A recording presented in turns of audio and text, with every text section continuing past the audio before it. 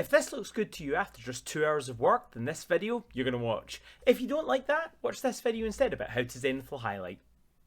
Hello and welcome to The Basic Brush, I'm Sam, and in this video I want to get my Tau done. With the latest codex we finally have our moment in the sun and I need my army painted up. In the last video I painted 58 miniatures in 5 hours, so could I do 200 in 2 hours? Yes and no. These will look reasonably good and there are certainly sections that I would repeat, but should you do it? Watch the video and decide for yourself. First thing then was Zenithal highlighting. I really like the effect that this looks on pretty much any technique that you could use. The second thing I wanted to do was choose a red to use. I bought two reds, Games Workshop Red, Mepstone, and the Army Painter Pure Red. Why did I not buy more? Because this shit's expensive and I'm broke. So I gave these each a go, and I think you'll agree. The Games Workshop one, a little bit dark. The Army Painter one, a little bit glossy. The one that combines them, perfect. So, with my miniatures all laid out, I gave them a quick spray. I'm not paying too much attention, the red is going all over, but I'm doing it in short bursts to make sure that I leave a little bit of that black coming through. The white, on the other hand, I am going to completely cover with the Army Painter. Speaking of, with the red down, I'm going to spray over the top Army Painter, aiming for the top half of the miniature to add to the existing gradient. This is what it looks like. You'll see that there's more dark black and red at the bottom of the models, and it gradually gets higher. Take a really close look and you'll be able to see that I'm following one of my own rules of, if you can't see it, don't paint it. With both reds down and the models looking pretty nice, I can see that this is worth doing regardless of whether or not you're trying to paint your entire army only using spray cans.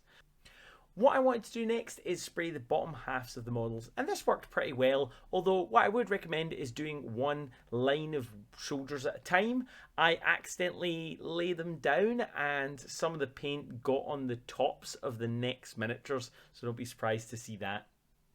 When I started using it on the crisis suits, it actually worked really well because I could easily mask off the entire model. On the actual vehicles, I did it on the guns, and spoiler, this is where it went wrong. As you can see, when I peeled off the masking tape, I've got runnels of black. Now, I'm not sure whether or not this is because it's peeled off the top layers, or if instead the black paint is leaked underneath. Since there's a little bit of texture, I'm inclined to think it's because it's leaked underneath, but I could be wrong. So next up I wanted to do the bases, and I have an ice scheme on all of my existing Tau. So I bought the lightest blue that was available. Sadly Element Games didn't have any other ranges in stock, so I had to buy Tamiya, which to be honest with you might be fine for big miniatures and base coats, but trying to do any fine-tuned stuff seemed to be really difficult. Now, in its defence, we were in the middle of a storm. The UK has several going on. This is what it looks like outside right now, and imagine that all week.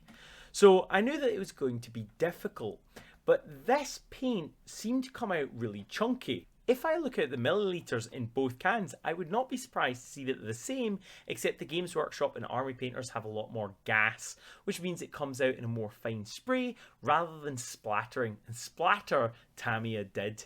The blue went a lot higher on the miniature's legs than I intended, although it worked really nicely on my vehicles when I was wanting to do the gas intake vents, as long as I masked it off properly. When I went to do it on the crisis suit's weapons, it was okay. I could spray away from the miniature, that meant that I could only hit those parts that I was interested in. However, you'll notice on some of the miniatures there's little splatterings of blue, and it just does not come off without properly scratching it off, which is going to be an issue later, but that's future Sam's problem.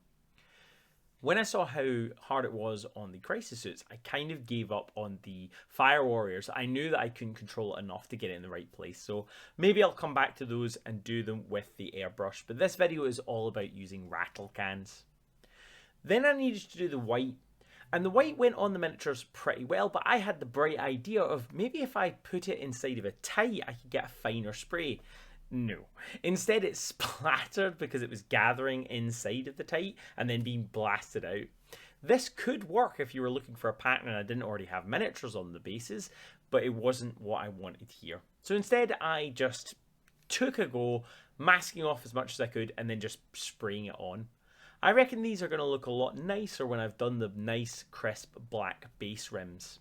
Similarly, for the OSL on my broadside and crisis suits weapons, it works really well by just spraying further away. And because the white is less thick and chunky than the Tamiya blue, I could create the OSL light that I was pretty pleased with.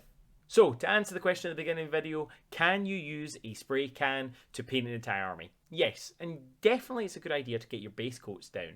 Should you do it for the entire army? Well, have a look and decide for yourself. I am very happy with how the crisis suits look, and for the most part, how the hammerheads look on their engines, and I'm very happy with how the fire warriors look. I just don't think there's enough control to do any fine stuff. If you enjoyed this, watch this video on what Zenithal is and how to do it, or watch this video on how I painted an entire army using nothing but speed paints by Army Painter, which is a bit like contrast. Otherwise, I'll see you in the next one.